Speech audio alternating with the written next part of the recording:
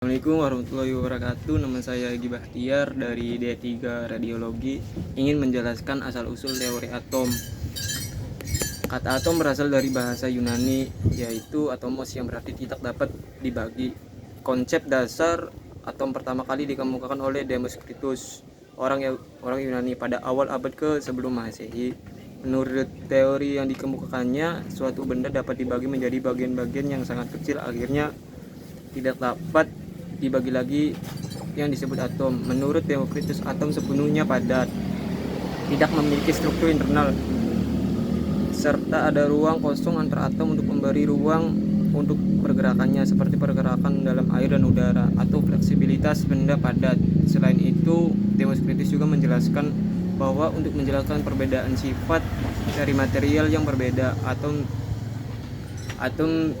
dibedakan ke dalam bentuk, massa, dan ukurannya. Berdasarkan model atom yang dibuatnya, Demokritus mampu menjelaskan bahwa semua benda terdiri dari bagian yang lebih kecil, disebut atom. Namun model Demokritus ini kurang memiliki bukti eksperimental, sehingga mulai tahun 1800-an muncul teori-teori baru berdasarkan hasil eksperimen.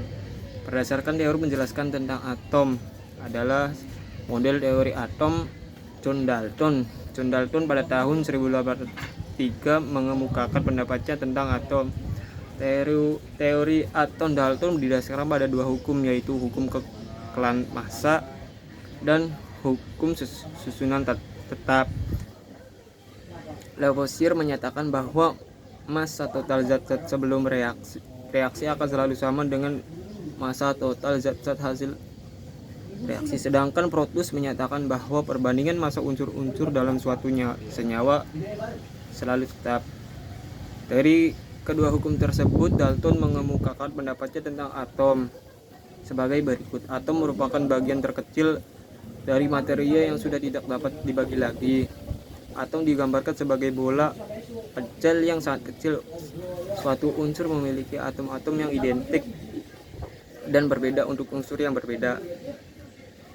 Atom-atom bergabung membentuk senyawa dengan perbandingan bilangan bulat dan sederhana. Misalnya air terdiri dari atom-atom hidrogen dan atom-atom oksigen. Reaksi kimia merupakan pemisahan atau penggabungan atau penyusunan kembali dari atom-atom, sehingga atom tidak dapat diciptakan atau dimusnahkan. Kelebihan: mulai membangkitkan minat terhadap penelitian mengenai model atom. Kelemahan: teori atom Dalton tidak dapat menerangkan suatu larutan dapat menghantarkan arus listrik. Bagaimana mungkin bola kecil dapat menghantarkan arus listrik? Padahal listrik adalah elektron yang bergerak, berarti ada partikel lain yang dapat menghantarkan arus listrik. Di dalam proton terdapat elektron yang menetralkan adanya muatan positif dari suatu bulatan bermuatan positif dengan rapat muatannya yang merata. Di dalam muatan positif yang tersebar elektron dengan muatan negatif yang besarnya sama dengan muatan positif. Secara garis besar, teori atom Thomson adalah atom merupakan bola kecil yang bermuatan positif dan di dalamnya tersebar muatan negatif. Secara sederhana, model atom Thomson dapat dianalogikan sebagai jambu biji yang telah dikelupas kulitnya. Biji jambu yang tersebar merata dimodelkan sebagai elektron, dan bulatan daging jambu yang dipejal dimodelkan sebagai proton. Kelebihan: membuktikan adanya partikel lain yang bermuatan negatif dalam atom, berarti atom merupakan bagian terkecil dari suatu unsur. Kelemahan: model Thomson ini tidak dapat menjelaskan susunan muatan positif dan negatif. Model atom Rutherford pada tahun 1910, Rutherford bersama dua orang muridnya, Hans Geiger dan Ernest Mesreden, melakukan percobaan yang dikenal dengan hamburan sinar alfa terhadap lempeng tipis. Dari hasil pengamatannya dibentuk bahwa sebagian besar partikel alfa mampu menembus lempar emas tanpa dibelokkan.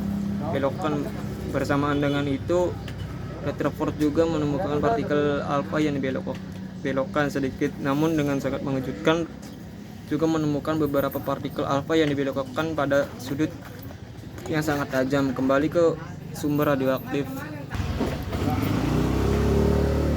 Untuk menjelaskan adanya sebagian besar partikel yang menembus lempeng emas tanpa dibelokkan, Rutherford kemudian mengembangkan model inti atom. Berdasarkan gejala-gejala yang terjadi, Rutherford membuat kesimpulan bahwa atom bukan merupakan bola pejal, karena hampir semua partikel alfa diteruskan.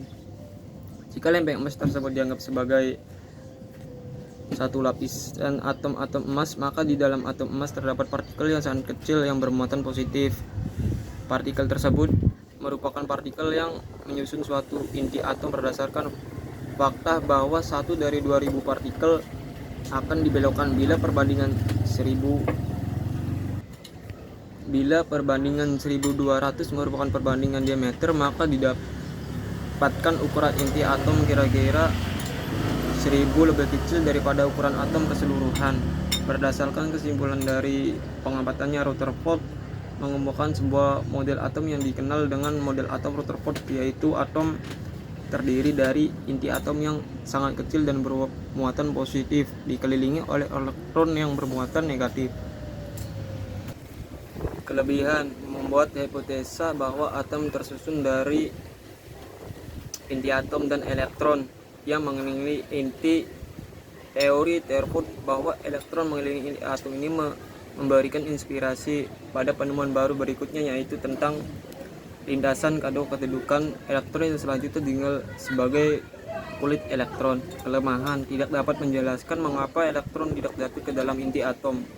Berdasarkan teori gerak, apabila elektron bergerak mengitari inti disertai pemancaran agar energi, maka lama-kelamaan energi elektron akan berkurang dan lintasannya makin lama akan mendekati inti dan jatuh ke dalam inti. Model atom Niels Bohr. Pada tahun 1913, Niels Bohr memperbaiki kegagalan atom Rutherford melalui percobaannya tentang spektrum atom hidrogen. Berdasarkan hasil percobaannya, Bohr memberikan gambaran keadaan atau kedudukan orbit elektron dapat menepati daerah di sekitar inti atom. Menurut Bohr, elektron mengelilingi inti atom pada orbit tertentu. Hanya terdapat orbit dalam jumlah tertentu, dan perbedaan antara orbit satu dengan yang lainnya adalah jarak orbit dari inti atom. Keberadaan elektron baik di orbit yang rendah maupun yang tinggi sepenuhnya tergantung oleh tingkatan energi elektron, sehingga elektron di orbit yang rendah akan memiliki energi yang lebih kecil daripada elektron di orbit yang lebih tinggi.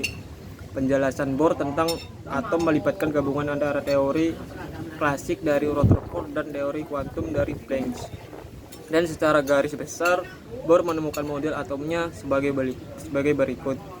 Elektron dalam atom bergerak mengelilingi inti pada lintasan-lintasan tertentu, tidak memancarkan energi. Lintasan-lintasan elektron itu disebut kulit atau tingkat energi elektron. Elektron dapat berpindah dari suatu lintasan ke lintasan yang lainnya.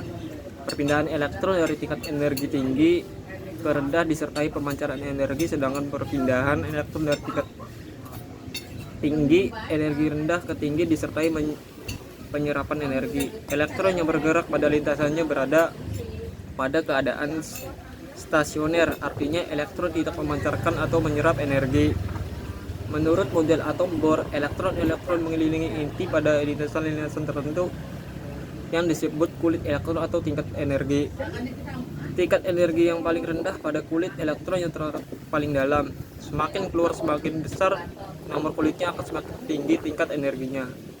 Kelebihan atom Bohr adalah bahwa atom terdiri dari beberapa kulit untuk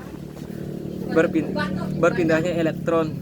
Kelemahan model atom ini adalah tidak dapat menjelaskan efek Zeeman dan efek Stark model atom modern. Berdasarkan pengertian dasar yang diperoleh dari model-model atom klasik bahwa atom terdiri dari elektron, proton, dan neutron, maka dapat dimungkinkannya adanya model yang lebih rumit dan lengkap mengenai atom yang hingga sekarang masih dikatakan misterius. Salah seorang yang menjelaskan tentang model atom modern adalah Erwin Schrödinger tahun 1926. Sebelum Erwin Schrödinger, seorang ahli dari Jerman, Werner Heisenberg, mengembangkan teori mekanika kuantum yang dikenal dengan prinsip ketidakpastian, yaitu tidak mungkin dapat ditentukan kedudukan dan momentum suatu benda secara seksama dan saat bersamaan.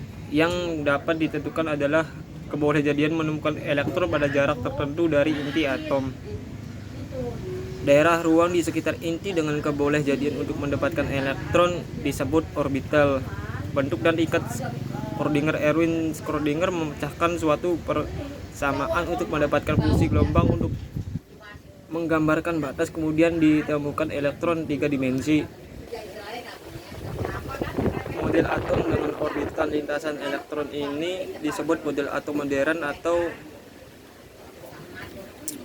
model atom mekanika kuantum yang berlaku sampai saat ini, seperti terlihat pada gambar berikut ini. Sekian dari saya. Wassalamualaikum warahmatullahi wabarakatuh.